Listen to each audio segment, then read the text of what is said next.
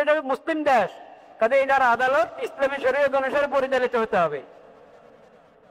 এটা মুসলিম দেশ, এটার সংসদ ইসলামী শরীয়ত অনুসারে পরিচালিত হতে হবে।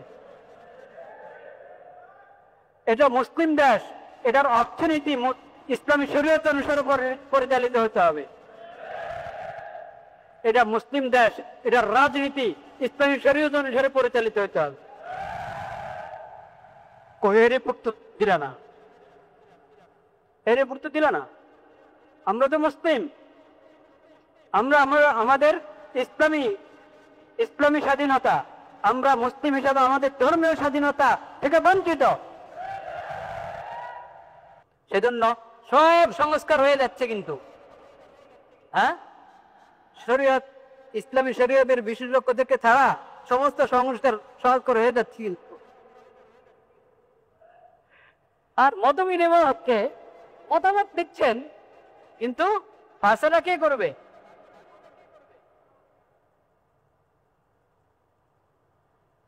ওটা প্রশ্ন কিনা?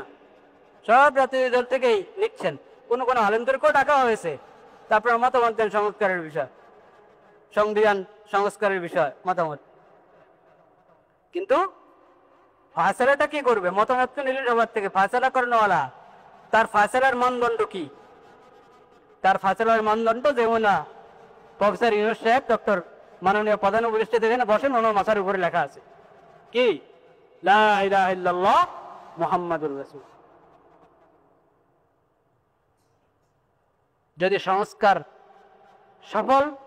সংস্কার করতে চাই, তাহলে মতামত সবার কাছ থেকে নাও, ফায়সালা হবে লা ইলাহা ইল্লাল্লাহ মুহাম্মাদুর রাসূল।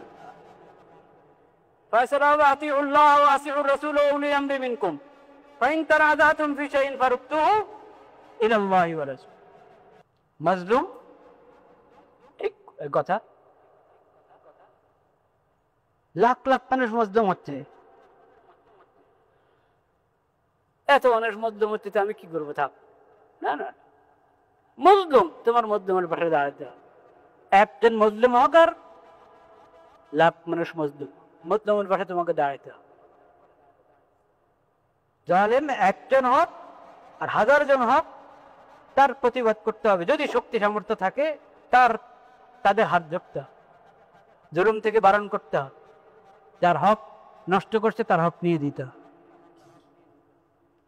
এটা ইসলামের শিক্ষা। জালেমের শক্তি বেশি হওয়ার কারণে তার জুলুমের নাম ইনসাফ হয় না শরীয়তে। শরীয়তে ওর নাম ইনসাফ হয়।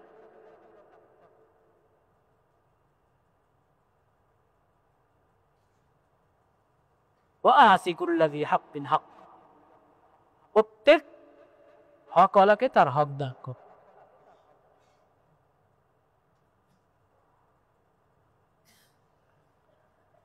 লা ইলাহা ইল্লাল্লাহ, লা ইলাহা ইল্লাল্লাহ, লা ইলাহা ইল্লাল্লাহ। তাদের রিপোর্টে ধর্মীয় স্বাধীনতা বাংলাদেশে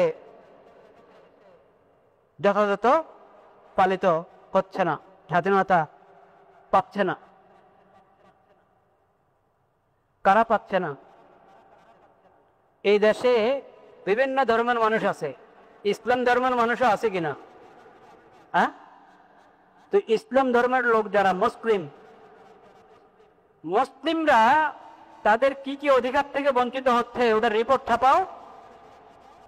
তা তো বললে না। বাংলাদেশের ধর্মীয় স্বাধীনতা উপস্থিতির রিপোর্টে ছাপাচ্ছে, ওটার তালিকার মধ্যে মুসলিম সংখ্যাগরিষ্ঠ, তাদের ভাষায় বললাম, ওদের কি কি অধিকার নষ্ট হচ্ছে, ওটার তালিকা নেই।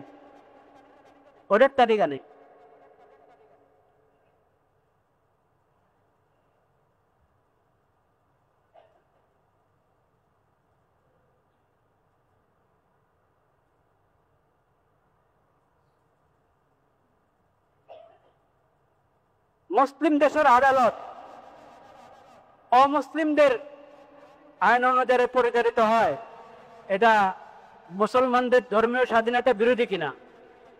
হ্যাঁ, তুই এটা বলছ? তোমরা যখন পুরো দুনিয়ার গুরু, সবাইকে উপদেশ দিবা, সবার সহযোগিতা করবা, তুমি এখানে মুসলমানদের সহযোগিতা করো। এটা মুসলিম দেশ, কাজে এটার আদালত ইসলামী শরীয়ত অনুসারে পরিচালিত হতে হবে। এটা মুসলিম দেশ, এটার সংসদ ইসলামী শরীয়ত অনুসারে পরিচালিত হতে হবে।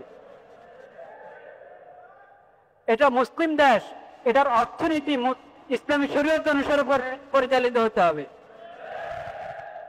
এটা মুসলিম দেশ, এটার রাজনীতি ইসলামী শরীয়ত অনুসারে পরিচালিত হতে হবে।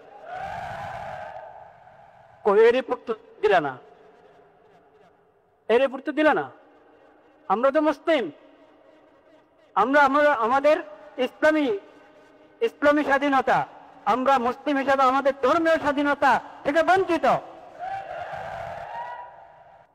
তোমরা আমাদের দেশের সরকারকে নথিহট্টাতে করলে না।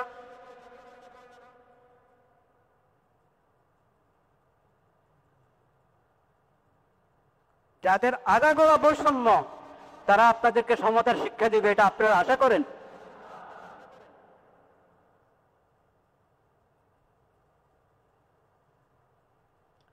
অন্য ধর্মের লোকদের জন্য আলাদা আদালত থাকবে, আলাদা আদালত থাকবে। তাদের বিশেষ ধর্মীয় যে বিষয়গুলো, সেটার জন্য আলাদা আদালত, সরকারি ব্যবস্থা থাকবে। কিন্তু রাষ্ট্রধর্ম যখন ইসলাম, এখানে অধিকাংশ নাগরিক মুসলিম, তো তাদের আদালত তো ইসলামী তরিকা হবে। কিন্তু ইসলামী তরিকাতে যে আদালত পরিচালিত হয়, অন্য ধর্মের লোকদের জন্য ভিন্ন আদালতের প্রয়োজন হবে না। বলেন সুবহানাল্লাহ। এটা আমি তাদের ভাষায় কথা বলব। ইসলামী তরিকার আদালত হলে অন্য যে কোনো ধর্মের লোকেরা তাদের ব্যক্তিগত যে বিষয়গুলো আছে, তাদের ধর্মীয় বিষয়ে মামলা আমাদের এখানে দায়ের করা হলে সেখানে দুটা ভাগ আছে, দুটা ভাগ। যেহেতু ইসলাম একমাত্র সত্য ধর্ম,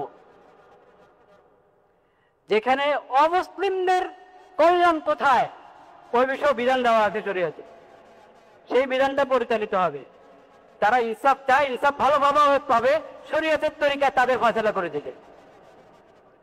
আর একান্ত যেটা ওদের নিজস্ব বিষয় শরীয়ত, তাদেরকে তাদের যে ধর্মীয় স্বাধীনতা দিয়ে রেখেছে শরীয়ত, ইসলামী শরীয়ত, সে অনুসারে তাদের ফয়সালা করে দিবে।